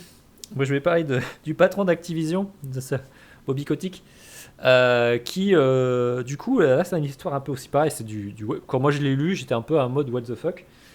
Donc patron d'Activision, Activision qui a fermé, donc, comme vous le savez peut-être, le studio de Blizzard en France à Versailles, qui va bientôt fermer. Enfin, la division, ouais. Voilà, donc C'est pas un studio, c'est. Oui, c'est une division. Ils font le marketing, etc. Et la com, ouais. Ouais, la com. Enfin bon, c'est quand même 300 employés, je crois. Ah oui, c'est pas petit, oui. C'est quand même Blizzard France. Enfin, c'est quand même un gros marché. Et là aussi, ils ont annoncé donc la fermeture en fait de plusieurs divisions en fait liées à l'e-sport parce qu'ils considèrent que l'e-sport avec le confinement, le Covid, voilà, il n'y a plus raison d'avoir des gens qui travaillent sur des événements qui ne peuvent pas se tenir. Enfin, c'est leur position. Et en même temps, Activision a fait probablement une de leurs meilleures années en termes de bénéfices. Je n'ai plus noté les chiffres, évidemment, dommage. Mais c'est monstrueux. Oui. Et le cher Bobby, toujours un fin stratagème, en fait, il avait dans son contrat que si il arrivait à atteindre ses objectifs au bout d'une certaine année, alors qu'il n'a pas eu atteint ses objectifs les années précédentes, il toucherait donc les bonus des années précédentes. Tu vois le problème? Non mais le contrat, je crois qu'un jour, on pourrait faire un épisode entier sur ce qu'on sait, parce que à mon avis on sait pas tout, du contrat de Bobby Kotick. Ah bon, on peut faire un épisode sur Bobby sur le sa mec carrière. a des clauses qui sont... Donc voilà, la clause c'était en gros, si il arrive à atteindre ses objectifs sur une année, là cette année actuellement, malgré qu'il n'ait pas atteint les objectifs les années précédentes, il touchera quand même les primes des années précédentes. Donc il s'est retrouvé avec plusieurs centaines de millions d'euros de primes cette année. Et sachant qu'il a d'autres primes qui sont indexées non pas sur les performances de l'entreprise, mais les performances de l'action. Oui, aussi. Donc là, en fait, il a fait double culbute, puisqu'en fait, les actions, comme vous le savez peut-être, pour les entrées jeux vidéo, ont explosé cette année, parce que avec le Covid, tout le monde restant chez soi, le jeu vidéo a été un des marchés les plus porteurs. Clairement, oui. Et donc Activision a fait une année record, ce qui lui a permis du coup de faire la timbale au niveau des primes. Et du coup, pour remercier tout le monde, il en fout plein à la porte. Ouais. Voilà, c'est une charmante personne. Non, mais c'est pas la première fois. Hein. Et c'est pas la première fois. Donc voilà, quand vous penserez, vous achèterez votre Call of Duty ou prochain Activision, pensez à ça. Pensez bien à l'argent que vous allez donner à Bobby et aux gens, et surtout quand tu sais qu'aux États-Unis le système de protection. Alors il disait que pour les salariés qui allaient être licenciés par Activision, ils toucheraient, je crois, leurs 3 prochains ou 6 prochains mois de salaire et un truc comme ça. Mais par contre, ils avaient droit à des bons d'achat sur le store Blizzard. Oui. Tu vois. Je crois de $200, je crois, qu'ils allaient toucher. T'as vachement envie d'acheter les produits de la boîte qui vient de te virer. C'est ça, ouais. Allez, je vais aller acheter des skins, etc. Tu vois. C'est un des trucs. Bon, enfin bref. Je vais me prendre 6 mois d'abonnement sur WoW parce que voilà, j'ai eu envie de remercier la boîte qui vient de me virer. Parce que maintenant je suis au chômage, j'ai le temps. Pendant que Bobby, il a touché plusieurs centaines de millions d'euros. Bah oui, je vais faire ça. Voilà, bref, c'est mon premier coup de gueule. Je trouve ça, ouais, à vomir. T'as quoi d'autre? Moi, j'ai une étude qui m'a fait marrer. Donc, il y a un article qui est sorti qui a montré qu'en gros, maintenant, les femmes sont majoritaires dans le jeu vidéo. En tant que joueuses. Adultes. Et donc, c'est cool. Et surtout, voilà, ce serait bien que dans la tête des gens, ça commence à changer doucement. L'image du joueur. Et dans la tête de certains joueurs aussi, surtout. Parce qu'à la rigueur, les gens, je m'en fous de l'image qu'ils ont des joueurs. Mais voilà, que les gatekeepers qu'on a dans ce milieu-là commencent à un peu se rendre compte que, je sais pas ce qu'ils défendent, mais faut qu'ils arrêtent. Ouais, c'est le problème de pas mal de milieux, tu vois, t'as les défenseurs du temple qui sont en train d'essayer de faire je ne sais pas quoi. Aujourd'hui, le jeu vidéo, c'est la première industrie de loisirs au monde. quand tu prends, en fait, donc c'est très large, hein, quand les chiffres Bien sont sûr. plus en général, ça comprend des jeux vidéo, c'est tablettes magiques ou trucs comme ça, mais ça fait partie Mais ça fait partie du jeu vidéo, quoi. ça fait partie du jeu vidéo, et aujourd'hui, effectivement, bah oui, il y a plein de joueuses, il y a des Et, joueurs de tout âge. ouais, et si j'étais méchant, tu vois, jouer à Farmville, ça demande autant de skills que jouer à la plupart des MMO, quoi. Non, mais moi, par exemple, aujourd'hui, tu me mets face à un mec qui est un pro gamer ou pro gameuse, tu vois, des Sims ou de Farming Simulator, Bah, ouais. oui, c'est des jeux. Voilà, il y a autre chose que du Valorant ou tu vois, ou du League of Mm. Legends. C'est pour citer C'est une ça. boîte qui est très bien avec les Oui, familles oui, qui a minorités. pas de problème avec les... Oui. Ah Avec ouais, la représentation de on va féminine. se faire traiter dessus ça, le Justice Warrior là. C'est pas nouveau. Ah ouais, bah moi, ouais, j'affiche, pas de problème. Ouais, ok. Écoute, moi j'ai un truc un point rapide, qui est très rapide, mais en gros, là, bah, il y a une news qui est sortie bah, là, aujourd'hui, 17 Mhm. avril. Visiblement, le jeu Lord of the Rings de chez Amazon est annulé. Oh merde. Et alors, j'ai envie de dire, mais où sont les jeux Amazon, puisque New World n'est toujours pas sorti, il est toujours en précommande, etc., et repoussé. Voilà, Mais bah, de le là à jeu- ce qu'on apprenne qu'en fait le studio Google Stadia et le studio d'Amazon c'était les mêmes, il y a qu'un pas, hein. bah, même pas parce qu'Amazon a ouvert visiblement un studio à Montréal. Ah, parce que oui, ils y croient Donc, encore, d'accord. et non, ils mettent de l'argent encore dedans, donc non, ils y croient, mais bah, ça arrive pas à sortir quoi. Mais Mhm. on en a Et déjà quand ça parlé. sort, c'est une catastrophe. On en a parlé. C'est compliqué quand tu vois, tu montes un studio de toutes pièces et qu'il n'y a pas encore entre guillemets, tu vois, une logique d'équipe, etc. C'est Ouais. compliqué. Et même si tu as beaucoup d'argent, bah, on Oui, l'a et vu puis avec Google. sur la gestion d'Amazon, il y a quelques trucs qui ont fuité, pareil, hein, sur des petits roitelets apparemment au management absolument exécrable et qui connaissent rien et qui... Enfin bref. Oui, c'est bon. Je sais pas si ça fait partie des problèmes, certainement, mais voilà, le MMO Lord of the Ring est annulé. Alors après, c'est une news de François Hollande. Euh, Jason Schreier. Oui, merci. J'ai eu mis du temps à comprendre. Ok. Oui, non, mais voilà, tous ceux qui ont vu sa photo de profil comprendront de ce que je veux Oui, dire. oui, Voilà. oui. Et à chaque fois que je le vois, je fais. Oui. Je me demande toujours pourquoi François Hollande apparaît dans ma timeline. Parce Et que c'est ça, pourquoi il parle me en semblait, anglais il me et semblait il parle l'avoir de jeux bloqué vidéo. de partout. Voilà, pourquoi il me parle de jeux vidéo sur Twitter, je ne comprends pas. En anglais.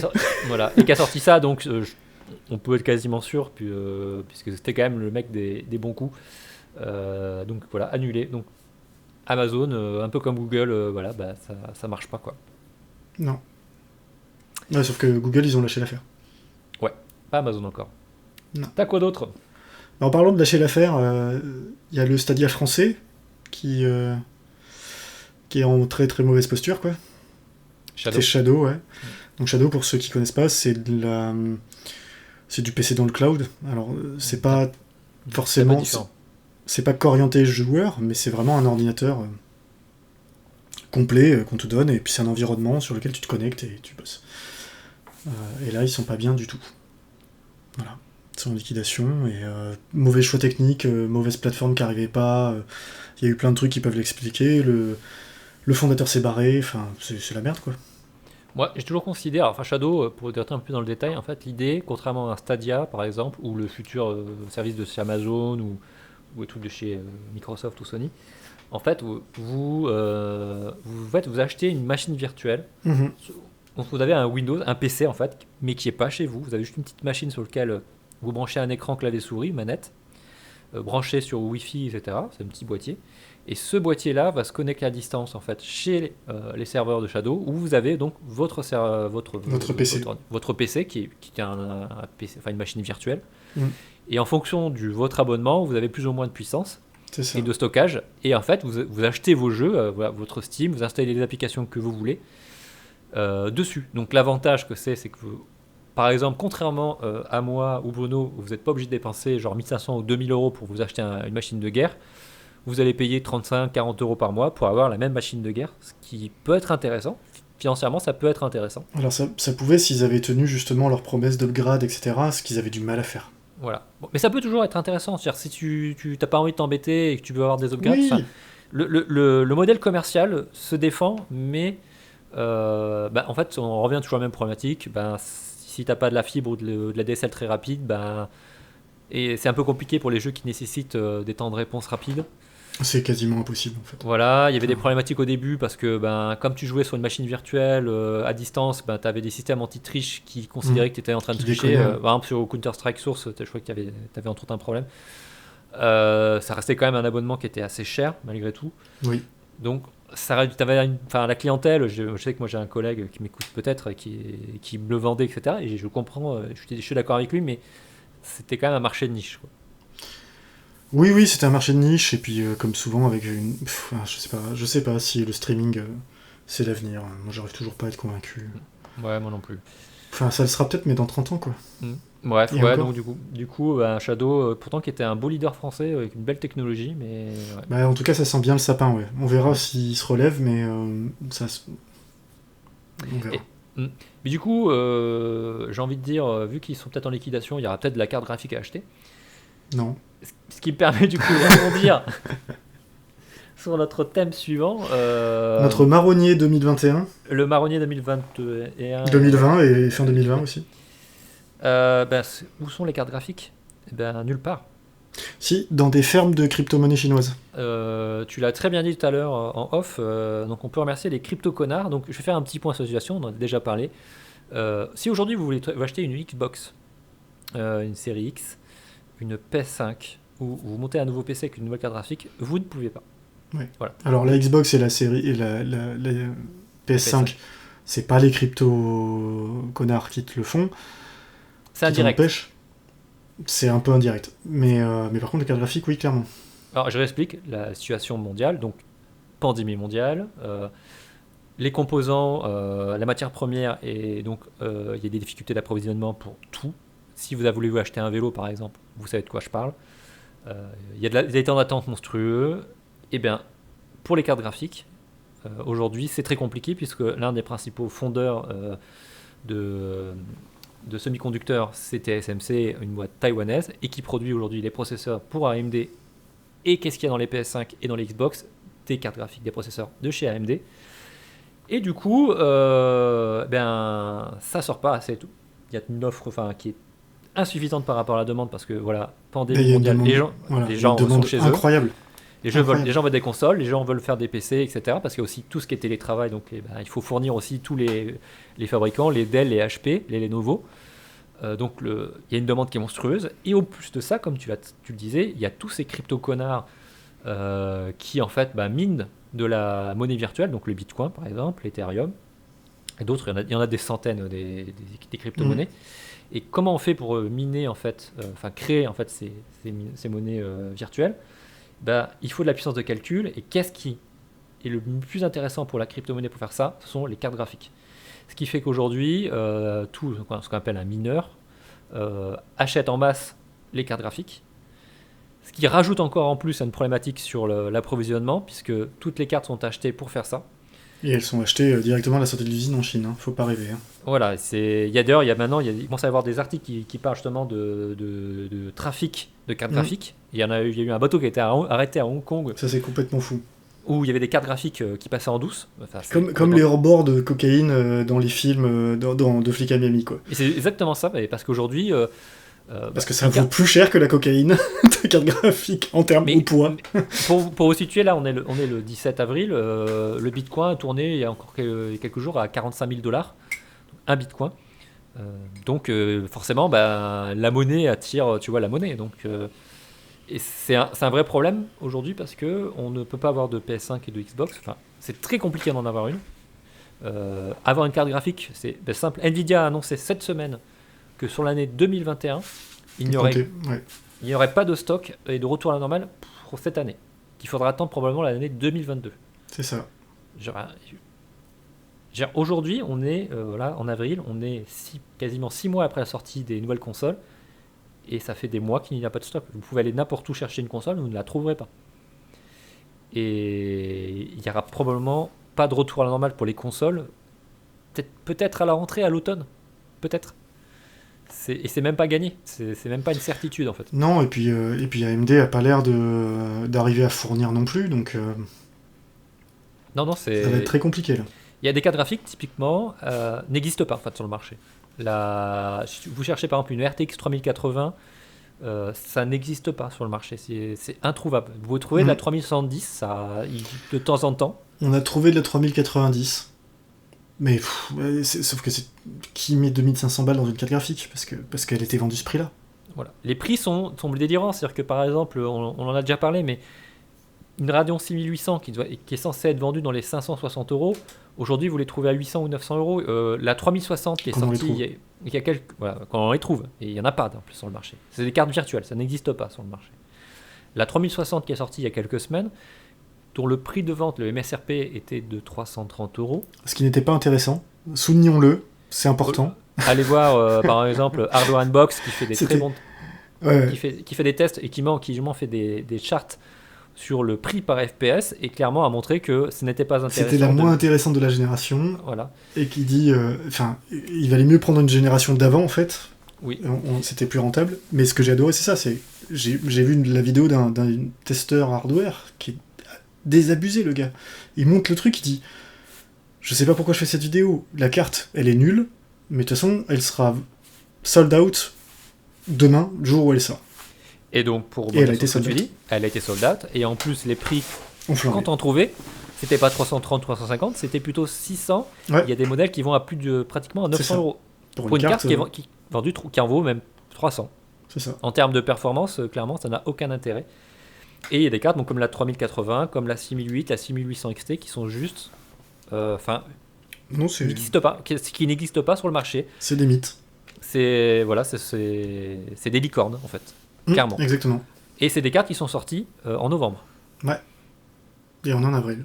Voilà. Moi j'ai fait, c'est simple, hein, je t'en parlais l'autre jour, sur mon mal config, j'avais gardé de l'argent de côté pour m'en changer ma carte graphique, j'ai abandonné l'idée d'en acheter une, j'ai dit non, cette année je n'achèterai probablement pas de carte graphique, je verrai en fin d'année, on sait jamais.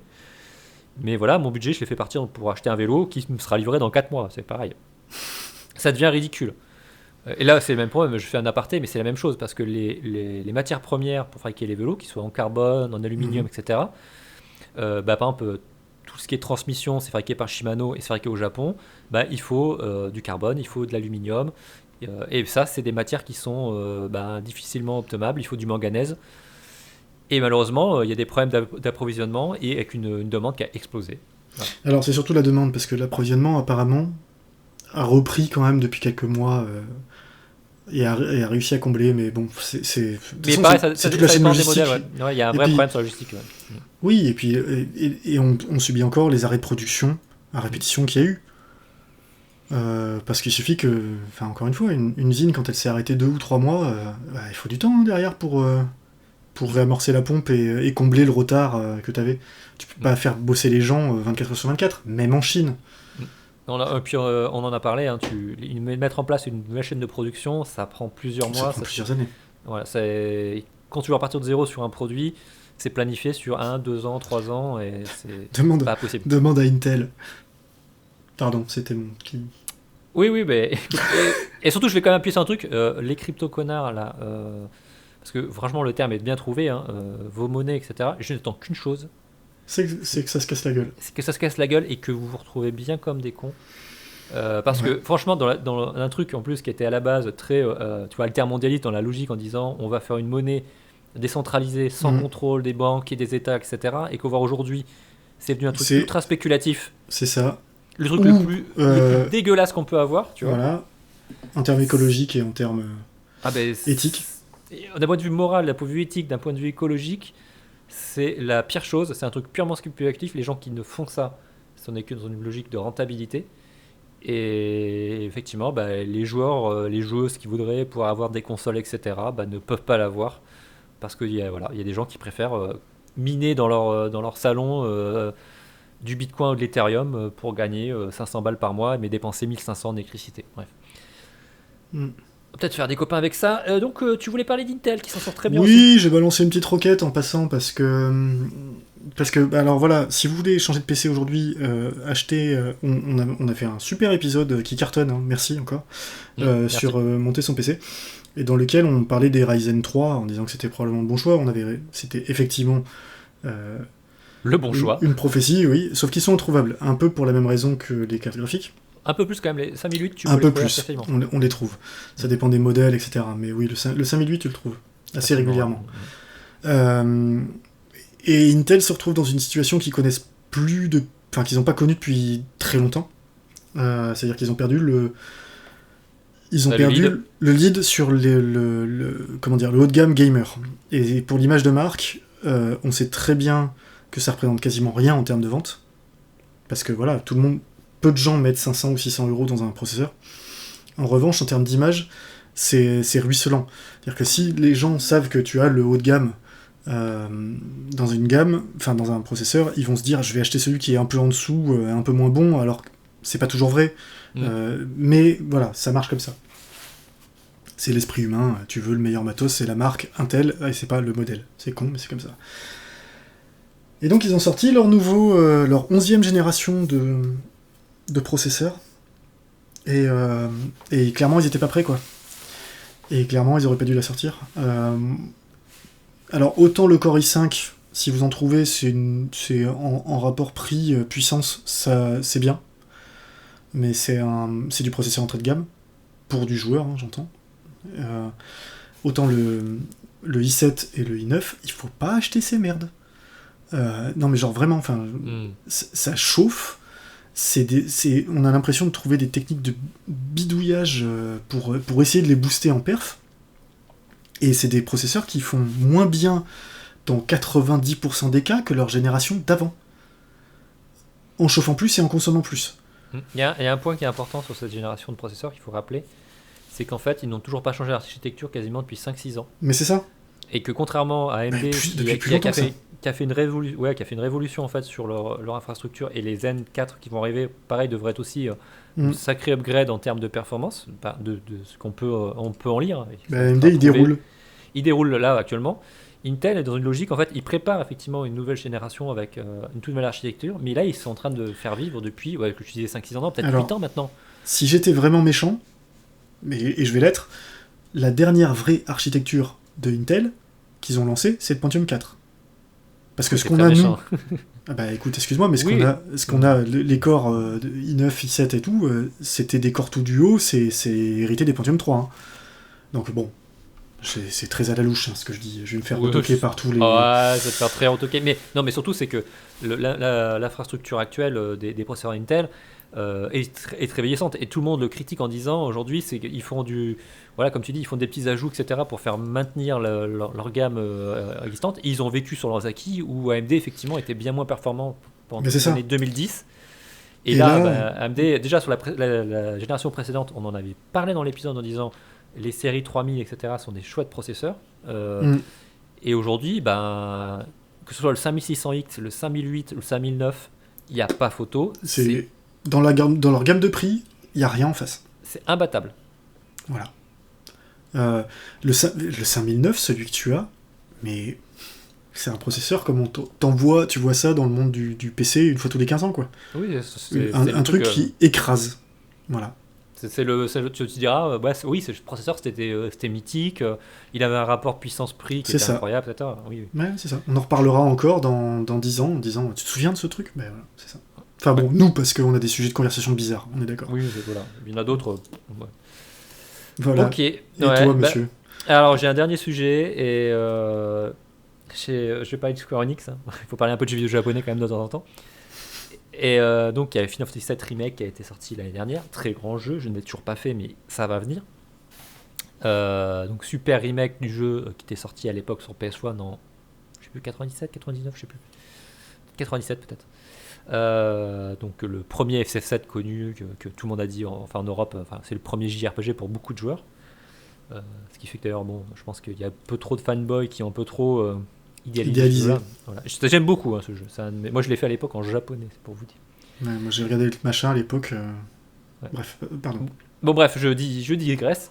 Donc le remake va sortir en épisodique.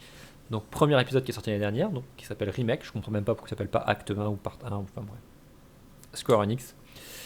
Et ils ont annoncé là récemment donc une sortie de Final Fantasy VII Remake Intergrade. Et j'étais là moi. Attends, je comprends pas. C'est la suite ?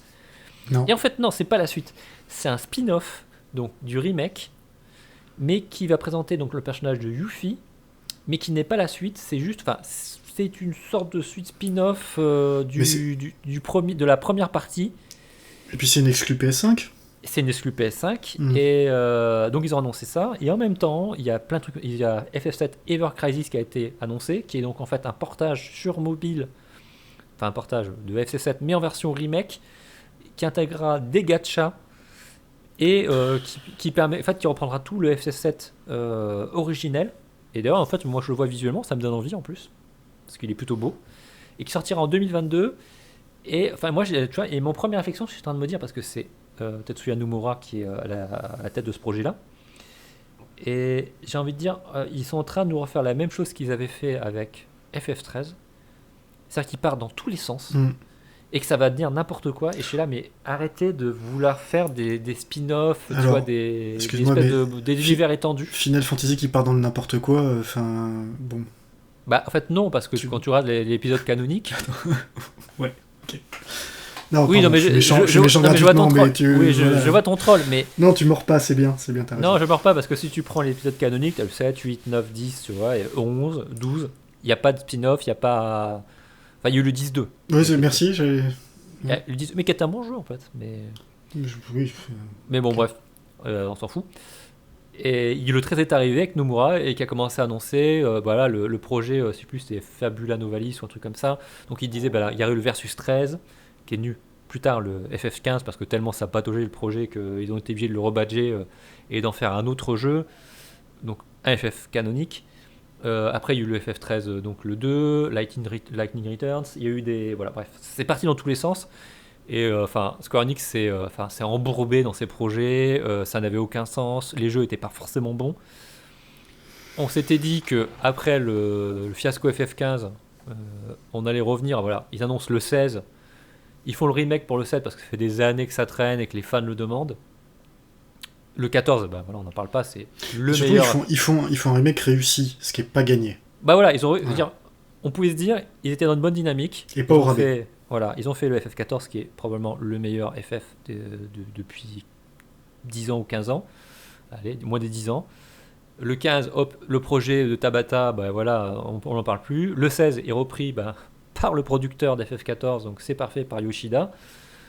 Tu vois, le remake qui y arrive, c'est un super jeu, tout le monde a dit d'accord, les musiques sont incroyables, c'est parfait. On peut se dire, voilà, les planètes sont alignées, on va repartir d'une bonne dynamique. Et là, il t'annonce le remake Intergrade, le Ever Crisis, et je sais plus quoi encore. Et alors, l'excuse, bon bref, l'excuse qui est donnée par Nomura sur le Intergrade, c'est de dire en fait qu'ils ont fait un projet en interne, en fait, du portage du jeu sur PS5, et qu'ils voulaient pas jeter en fait le travail qu'ils avaient fait, et donc ils ont décidé d'en faire un spin-off, et que ça sortira nulle part ailleurs. Ouais. Mark my word, tu vois. Non mais bon. On verra, mais ça c'est l'excuse qui est donnée officielle en disant il n'y aura rien d'autre et après on travaille sur la suite. J'attends de voir. Ouais, et puis sortira sur toutes les plateformes 6 mois plus tard, quoi. Voilà, et on pourra l'avoir sur PC, etc. D'ailleurs, le FC7 Remake, normalement, a priori, sortirait sur PC également. Je crois qu'ils en ont parlé récemment. Ça m'étonnerait pas. Donc voilà, c'était un peu la rubrique à part ça pour ce mois-ci. Il y avait pas mal de trucs. Hein. Oui, bon, comme d'hab en fait. On pourrait presque faire un podcast régulier là-dessus, une fois par semaine. Ouais, de news, ouais, bien sûr. Mais bon, c'est pas notre boulot, quoi. Non. Bon, écoute, on passe à la rubrique. Oui, pour ceux plus légers. Allez, plus légère. Allez, c'est parti. Conan, qu'y a-t-il de mieux dans la vie? Écraser ses ennemis, les voir mourir devant soi et entendre les lamentations de leurs femmes. Très bien.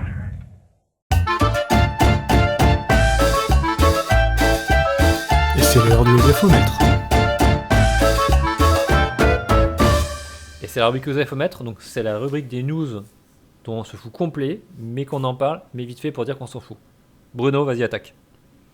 J'attaque par le grand oublié de notre épisode des étrons cultes. Enfin, on en a oublié plusieurs, mais entre autres, c'était Anthem. Ouais, je l'ai pas vraiment culte comme étron. Ah, des foirages comme ça au lancement, on n'en a pas eu beaucoup. C'est historique, mais c'est pas culte. C'est historique. Ouais, voilà. Bref, tout ça pour dire que ils ont fait miroiter pendant quelques temps un reboot et un sauvetage du jeu, tu vois, comme il y en a eu. Puis Electronic Arts a dit non. Donc il n'y aura pas. Eh oui, voilà. mais tout le monde ne peut pas être FF14. Ouais, non, mais enfin, voilà, donc c'est juste pour dire, du coup, en thème, Ouais, au revoir. ciao. Ok. Moi, j'ai double news spéciale Activision Blizzard, parce qu'on les aime bien. Donc, c'est l'annonce de Burning Crusade sur le WoW classique. Et moi, je suis en train Et moi, de... je comprends plus rien au WoW classique. Alors déjà, l'intérêt déjà de refaire un vieux MMO dans le jus de son époque, même si je comprends les côtés nostalgiques et que si tu me disais ça te dirait du du FF11 comme c'était à l'époque, je te dirais ouais, sur le papier ça me donne envie, mais en vrai j'ai pas envie de le faire tellement Bah, quelques heures, quoi. ouais, voilà, juste quelques heures pour jouer, etc. Mais l'idée de refaire un MMO que tu patches et dans lequel tu rajoutes des DLC, je comprends pas du tout la logique. Pour moi, c'est vraiment ça, un putain de non-sens. Bah, ouais, bon, après, WoW, c'est... Moi, je suis pas spécialiste, mais... Bref, de toute façon, on va pas en parler. Ouais, on peut en parler de toute façon, mais c'est complètement débile. Et l'autre point, c'est l'annonce de Diablo 2 voilà, qui nous ressort. Bah alors ça, j'étais comme toi, puisque d'ailleurs, on l'avait placé on vous faut mettre les 2 mois. Mais du coup, j'ai Canard PC est en train de me faire changer d'avis. Ah, mais parce que non, mais je dis pas que c'est un mauvais jeu, mais par contre, ce que je dis entre guillemets, je m'osef parce que Blizzard ne fait que ressortir des vieux jeux. Ah oui, bah de toute façon, mais Blizzard vit sur ses acquis depuis trop longtemps. Voilà, à un moment, Blizzard, il va falloir crever, hein, parce qu'il faut, là, c'est plus possible. Je vais encore faire des copains. Quoi d'autre? Alors, moi j'aimerais bien qu'on arrête un peu avec les rumeurs de Switch HD, Switch OLED, tout ça. On s'en fout, en fait. S'ils le font, ils le font, mais ça sert à rien de spéculer là-dessus. Ils ont aucun intérêt de faire une révision hardware. Et voilà. Donc il y a encore une rumeur qui est sortie là de Switch et ça me saoule. Ouais, il pourrait quand même sortir quand même des nouveaux Joy-Con quand même. Oui, mais voilà, mais c'est ça. Mais l'écran OLED, on s'en fout. Mais j'ai cru comprendre quand même que en fait, c'était Nvidia qui poussait un peu parce que le Tegra, donc le processeur utilisé dans la Switch, il voudrait bien arrêter de le produire parce que c'est une vieille version. Et donc il pousserait Nintendo un petit peu à upgrader sur un modèle plus récent. Mais bon, ça reste que... Bah, ce sera la fin du partenariat Nintendo et Nvidia, quoi. Bah, c'est un peu dommage parce que ils auraient plus de non, CPU. Mais, regarde, APU, bon, on va pas faire le débat, c'est une news OSEF, mais oui. Regarde AMD qui a produit le processeur de la GameCube pendant des années pour Nintendo, et puis finalement ils ont bien fait puisque ça a fait la Wii. Oui, bien sûr. Ok, moi j'ai une news un peu sur un exemple, mais qui est plus général. C'est par exemple, c'était l'annonce de prototype en version PS5 en 4K 60 FPS. Qui a envie de jouer à prototype sur PS5? Mais alors déjà, qui avait envie de jouer à prototype à la base? Déjà, voilà. Parce que c'était pas un bon jeu. C'était pas un jeu inintéressant, mais c'était pas un bon jeu. Et puis alors, c'est dans le genre licence oubliée. Non mais voilà, tu sors une licence OSEF qui a jamais eu de suite. Enfin, en tout cas, Si, il y a eu un prototype 2. Non, il n'y a pas eu de suite. Ah si. Ah si. Non, parce que tout le monde s'en fout de ce jeu-là. Je veux dire, non mais le 2, le 2 était pire. Non mais c'est bien ce que je dis. Oui. Tu sors une licence complètement OSEF, tu vois, du passé. Je sais pas, j'essaie de réfléchir à une licence de merde que tout le monde a oublié. Et de faire un trailer en mode genre, vous allez pouvoir y jouer en 4K 60 FPS sur votre PS5. Mais ça intéresse qui? Tu vois, c'est... Jurisprudence Shadowman. Mais ouais, et... Il y a un remake de Shadowman qui arrive. Moi, je sais toujours pas d'où ça sort. Mais c'est comme le remake de Suput, ce FPS dont j'ai oublié le nom, qui n'ont jamais fini quand ils ont fait le 2 en épisodique. Dont le nom échappe. Sin, voilà. C'est pareil, c'est ce jeu-là, mais qu'est-ce qu'on s'en fout? Bah, c'est comme ma dernière news OSEF, tu vois, El Shaddai. Mais voilà, c'est pareil. El Shaddai. Alors, non, la seule différence, c'est que El Shaddai a une aura de jeu de niche complètement pété. Tellement what the fuck que culte. Voilà. Tu vois, El Shaddai. Pour les mauvaises raisons, ouais. C'est un jeu culte, alors que tu vois, Prototype, c'est juste un jeu. Culte. Enfin, c'est un jeu de mon sens. Culte. Tu dis El Shaddai à 80% des amateurs de jeux vidéo, personne ne sait ce que c'est. Oui, mais tu vois, la différence, c'est que El Shaddai, les gens qui savent ce que c'est, ils savent pourquoi on en parle et tu vois quelle est l'aura autour du jeu. Ceux qui savent. Tu vois, ceux qui savent, nous sachons.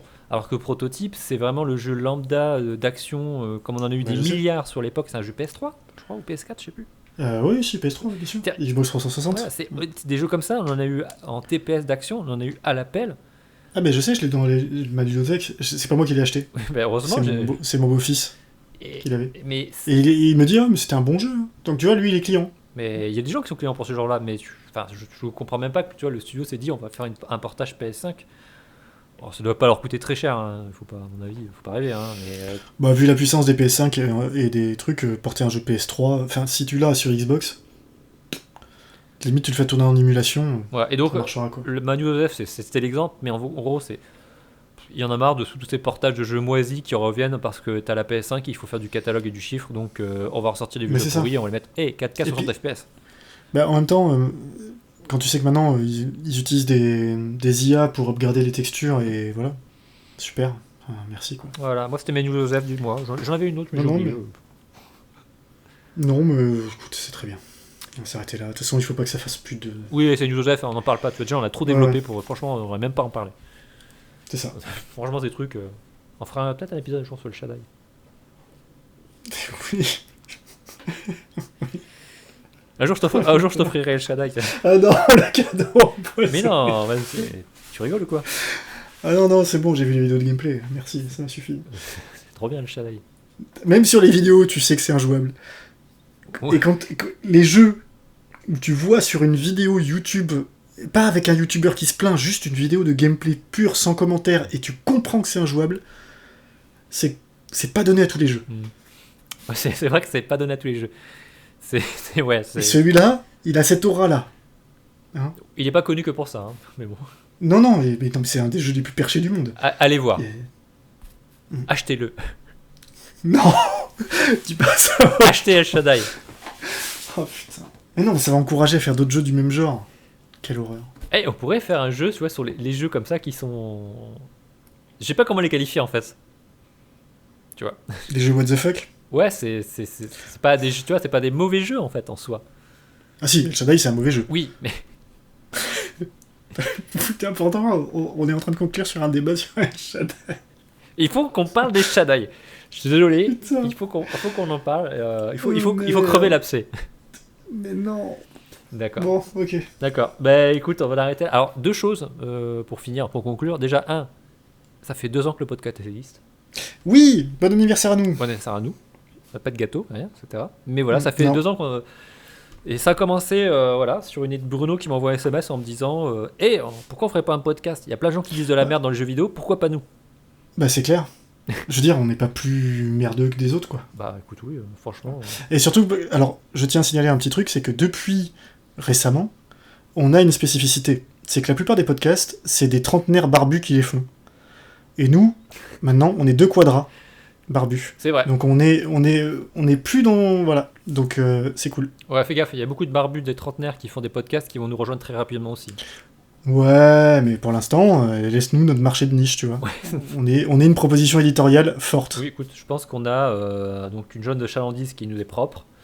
Et donc Ouais. voilà, on est capable de parler d'El Shaddai et de le proposer. Et ça, c'est une vraie valeur ajoutée. Putain, tu vas arrêter avec ton truc, là. Si. Sinon, je te jure, je te fais un remake de... Comment? Et j'ai joué à Left Live pour toi. Alors, Oui, à bon, partir de ce moment-là... j'ai fait Daikatana, tu veux qu'on en parle? Non. Vas-y en parler avec Carmack, etc. Là. Non, Romero, merci. Romero, ouais. C'est Romero ou Carmack, je sais plus. Tiens, non, c'est Romero. Ah, c'est Romero, ouais. Ouais, ok, on arrête là. Parce que On va arrêter. Aussi, je voulais juste conclure vite fait, je suis très content de t'avoir fait jouer à PUBG. Alors, pour les gens qui... Il faut un peu d'explication au contexte. PUBG, comme Battlefield 1, sont sortis à une période où, en gros, ma fille est arrivée dans ma vie. Et mes 3 beaux enfants, en même temps à peu près. Donc les jeux multijoueurs, ça s'est un peu arrêté, quoi. Et là, ma fille est un peu plus grande, mon fils est arrivé derrière, mais voilà. Donc j'ai un peu plus de temps le soir. Je suis un peu moins fatigué, tout ça. Et Thomas s'est engouffré dans la brèche et me refile tous les jeux que j'avais pas fait à l'époque. Je l'ai fait un par un. Attends, et c'était un complot pour PUBG. Parce que toi, t'as poussé le truc, mais c'est Eric qui me l'a offert. C'est-à-dire que le jour où je lui ai dit non, je peux pas, machin, j'ai reçu un cadeau Steam, quoi. Complot. Eric, si tu nous écoutes, merci. Bon, c'est très bien. Mais on en parlera un jour. Ouais, on fera. Il faut qu'on parle il faut qu'on fasse un épisode sur les Battle Royale. Tu fais Fortnite, tu fais PUBG. Bah écoutez, merci à tous d'avoir écouté ce podcast. Vous pouvez retrouver sur Twitter, Facebook, Instagram. Twitter, c'est PLTDJ_ non, PLTDJ_ podcast. Underscore podcast, ouais. Voilà. Écoutez, là, on va essayer de tenir un peu plus le rythme. On a un autre épisode qui vient. On va faire un épisode des vieux cons. Ouais. Vous allez voir. Ça va être fun. Ouais, on va un truc un peu plus chill. Je pense qu'il va venir rapidement parce que ce sera un hors-série. Oui. Très certainement. Je ne vais pas donner de date. Non, on va éviter. Jusqu'à présent, on s'est arrivé à se tenir à peu près, à part ce début d'année 2021 qui est compliqué, mais on va essayer de faire. Ouais, ça a été. Ouais, on va essayer de faire mieux, mais vraiment, début, autant pro que perso, ça a été vraiment un enfer. C'était vraiment chaud. Pour toi comme pour moi. Oui. Hein, donc on va essayer de se rattraper, etc. D'ailleurs, il y avait des jeux que je devais parler dans cet épisode que je n'ai pas parlé, et finalement, je pense que je n'en parlerai pas, c'était Deus Ex. Donc, oui, bah tu vois, c'est des Human Revolution. Eh bah, t'es dans le même dilemme que c'est pour ça que j'ai balancé plein de jeux la dernière fois, quoi. J'ai commencé, je vois petit aparté, mais je n'arrive pas à accrocher du tout en fait au gameplay, donc je n'arrive pas à avancer, donc Mais je te dis, t'as le même truc, des jeux que tu te dis que c'est honnêtement tout le monde en parle, donc c'est que ça doit être intéressant, et il y a des trucs à dire, mais t'arrives pas. Ouais, il y a des choses à dire, il y a des choses dans lesquelles j'ai envie de parler dans ce jeu-là, mais je n'arrive pas à rentrer dedans. Je connais. Donc ça sera, il y aura autre chose. Je tiens à dire sur un marronnier que j'ai lancé il y a plusieurs mois, que j'ai installé Yakuza 0. Je l'ai installé. Eh bah t'es pas prêt d'en parler, hein, parce que putain ça avance pas vite. Toi t'as la fibre. Moi j'ai eu l'excuse au moins que ça m'aurait pris 6 mois pour le faire. Et je l'ai installé, je ne l'ai pas lancé, mais un jour j'en parlerai. Et c'est sur ça que je vais conclure. Écoute Bruno, je te remercie. Je remercie écoutez, à tous nos auditeurs. Et merci à tout le monde, parce que, encore une fois, je le dis régulièrement, mais vous êtes de plus en plus nombreux et c'est cool. Ça fait vraiment plaisir. Mais genre vraiment, je vois nos stats, c'est waouh. On a une belle augmentation ces derniers temps, ça fait plaisir. On a moins l'impression de parler dans le vide en fait. Oui, clairement. Donc voilà, n'hésitez pas à nous faire des retours dans tous les sens. On les prendra, on les écoutera avec plaisir. Et écoutez, je vous souhaite à tous, c'est pas une bonne Pâques parce que c'est déjà passé, ni une bonne Saint-Valentin parce que c'est aussi passé, la Chandeleur. C'est quoi le projet de changer? La fête... Ah bah c'est le 1er mai, c'est la révolution, fête du travail, tout ça. Voilà, acheter truc de gauchiste, c'est bien ça. Aller acheter du muguet, etc. Ça fera plaisir à Bruno le gauchiste. Écoutez, à la plus, et Bruno, je te souhaite qu'on fasse une bonne partie sur PUBG maintenant là. Ouais. C'est ça que tu vas me souhaiter. Exactement, allez, on va faire ça. Allez, c'est parti. Allez, à plus.